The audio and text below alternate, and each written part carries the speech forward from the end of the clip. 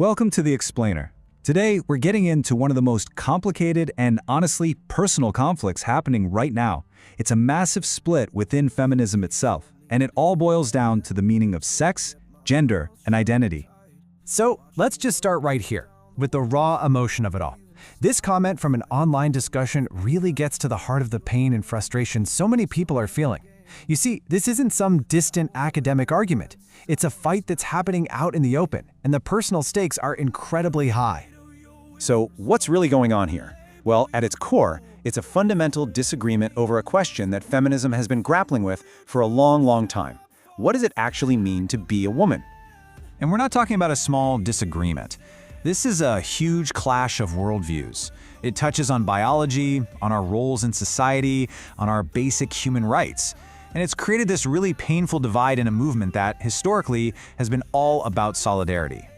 To get how we ended up here, we actually have to go back a bit and look at two key ideas in feminist thought. These concepts were originally designed to be tools for freedom, but now they're right at the center of this very conflict. Take a look at this theory from 1889. It's a perfect example. It argued that because of their metabolic state, men were naturally energetic and political, while women were just passive and conservative. And this wasn't just some wacky idea. It was used as a very real political weapon to argue against women getting the right to vote.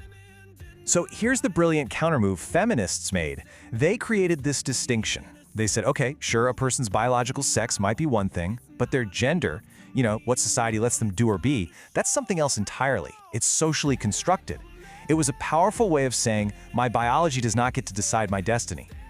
Okay, so that was the foundation. But now let's look at how that very foundation is being challenged. A specific branch of feminism has come to the forefront that really questions that classic distinction between sex and gender.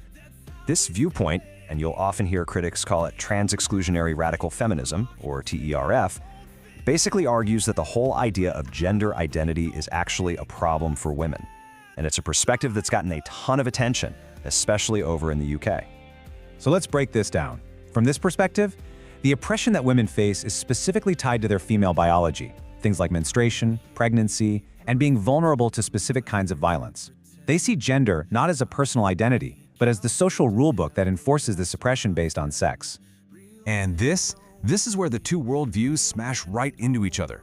It's where the philosophical debate explodes into real-world conflicts that we see in the headlines all the time. This chart just lays it all out, doesn't it? It's so clear. Is woman an objective biological category, or is it an internal, personal identity?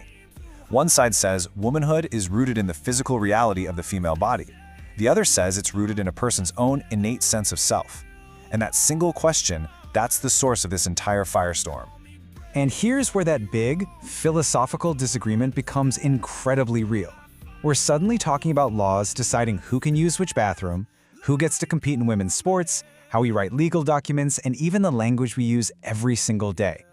So we've looked at the ideas and the politics, but this conflict has really profound personal consequences.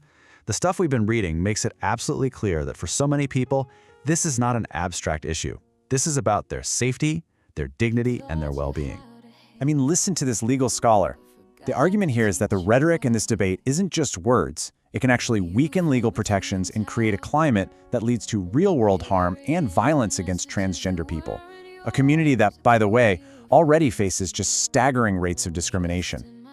And here's another really interesting layer to it. This writer suggests that by focusing so intensely on who counts as a real woman, the whole debate ends up reinforcing these super rigid stereotypes that actually hurt everybody.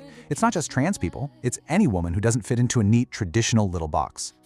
And that brings us right back to where we started, that raw human emotion. This comment just captures the deep anguish on all sides. For many trans people, this debate feels like a fight for their very existence. It's a life or death issue in a world where they are already facing a devastating mental health crisis. It just speaks to this shared pain over a conflict where so many people feel like their very humanity is being put on trial. So, at the end of the day, this isn't about one side being feminist and the other not. It's really a collision between two different conclusions, both of which are drawn from feminist ideas. One path prioritizes protecting rights based on biological sex, and the other prioritizes inclusion and the validation of gender identity as a core human right. And that right there is the question to leave you with. There are no easy answers here, none at all. But understanding where these ideas came from, what the core principles are, and most importantly, the profound human stakes involved, that has to be the first step.